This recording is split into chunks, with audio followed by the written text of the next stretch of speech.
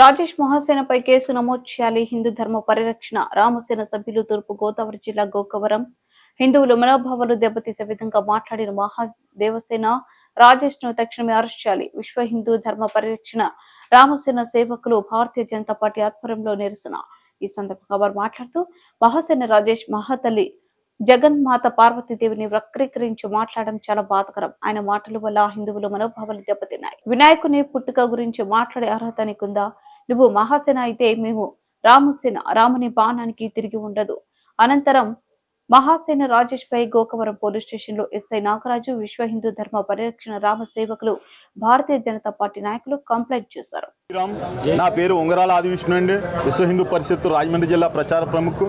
ఈ రోజున గోకవరం దేవి చౌక్ లో విశ్వ హిందూ ధర్మ పరిరక్షణ రామసేన వ్యవస్థాపక అధ్యక్షులు శ్రీ కంబాల శ్రీనివాసరావు గారి పిలుపు మేరకు విశ్వ హిందూ పరిషత్, భారతీయ జనతా పార్టీ, అదేవిధంగా పార్టీలకు అతీతంగా హిందూ బంధువులంతా కూడా ఇక్కడ సమావేశమై మేము ఒక తీర్మానం చేసాం. అదేమిటి అంటే, ఇటీవల ఒక చీడపురుగు సరిపల్లి రాజేష్ వాడి పేరు, వాడంటాడు యుగ యుగాలుగా లక్షల సంవత్సరాలుగా దేవదానవ గరుడ గంధర్వ కిన్నెర కింపురుష యక్ష రాక్షసాదుల చేత ఆది పూజలు అందుకునేటటువంటి మహాగణపతిని, ఆయన యొక్క పుట్టుకని అధిక్షేపించాడు. వీడు ఎలా పుట్టాడు, భర్తకు తెలియకుండా పార్వతీదేవి ఎలా కంది అని నీచమైనటువంటి వ్యాఖ్యలు చేసినటువంటి వీడట ఈ తెలుగుదేశం పార్టీకి ఎమ్మెల్యే క్యాండిడేట్ అండి.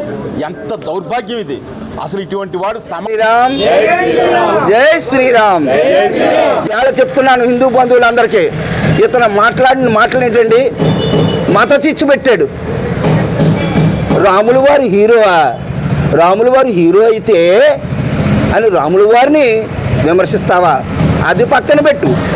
ఈ రోజున ఎస్సీలను కానీ, బీసీలను కానీ, ఓసీలను కానీ తారతమ్యం లేకుండా అందరం కలిసిమెలిసి ఉంటే కొలచిచ్చి పెడతావా? ఎస్సీల అబ్బాయిలు వెళ్ళి అగ్రవర్ణాల పిల్లలను తీసుకెళ్ళిపోతే నువ్వు దగ్గరుండి పెళ్ళిళ్ళు చేస్తావా? ఏంటా సపోర్ట్ మాటలు?